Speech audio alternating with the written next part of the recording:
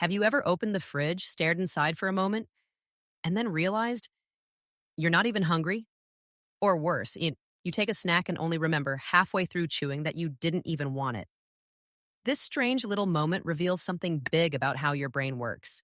In Chapter 4 of Atomic Habits, James Clear shows us that our actions are not just random. They are triggered by tiny, invisible signals in our environment called cues.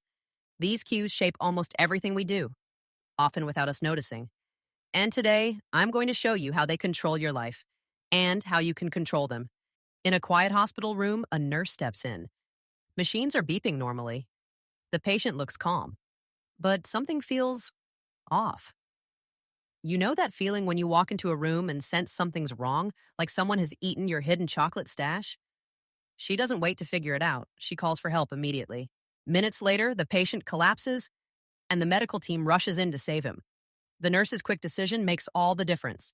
She acted before the machines even showed a problem. How could she know before the monitors did? The answer: her brain had spotted subtle patterns she couldn't consciously explain. A slight change in skin color, a difference in breathing, a tension in the muscles. Basically, her brain is like a search engine that loads results before you even finish typing. This is called pattern recognition. Your brain learns from repeated experiences and reacts instantly when it sees something familiar, even if you don't realize why. This doesn't just happen in hospitals and at mesh, it happens to all of us. Smell coffee? Feel awake. See the couch? Want to sit down? Hear your phone buzz? Instantly check it. Even though 80% of the time it's just your phone reminding you to drink water. Thanks, phone. These little cues run our lives on autopilot. Habits follow a predictable path. First, a cue grabs your attention. Second, it creates a craving. Third, you take an action. Fourth, you receive a reward. Repeat this loop enough times and it becomes automatic, which explains why you can eat an entire bag of chips and only realize it when your hand touches the bottom. This loop can work for you or against you. Healthy cues lead to healthy habits. Unhealthy cues lead you the other way. The loop doesn't care which one you choose. It just repeats whatever you feed it. The tricky part is that we often don't notice these cues. They're woven into our environment so deeply that they become part of the background.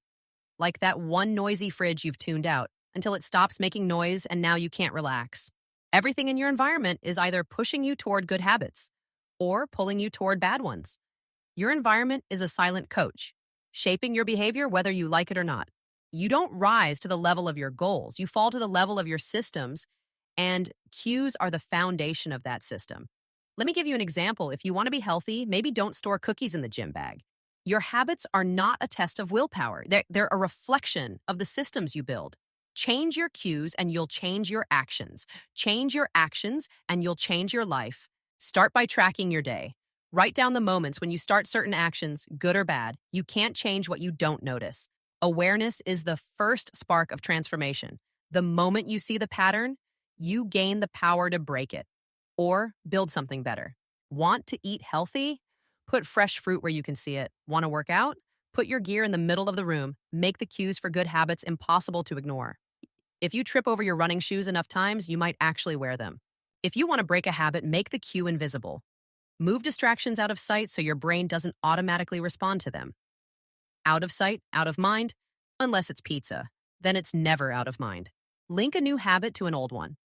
After making coffee, write in your journal. After brushing your teeth, stretch for 2 minutes. Old cues can carry new actions. Make good habits easy. Keep your workspace ready. Keep healthy food prepped. The less effort it takes, the more likely you'll do it. Think of yourself as a lazy genius. Genius enough to plan ahead, lazy enough to make it effortless. Make bad habits harder to do. If you waste time online, log out after each session. If you overeat snacks, store them far away. Every extra step gives you time to reconsider.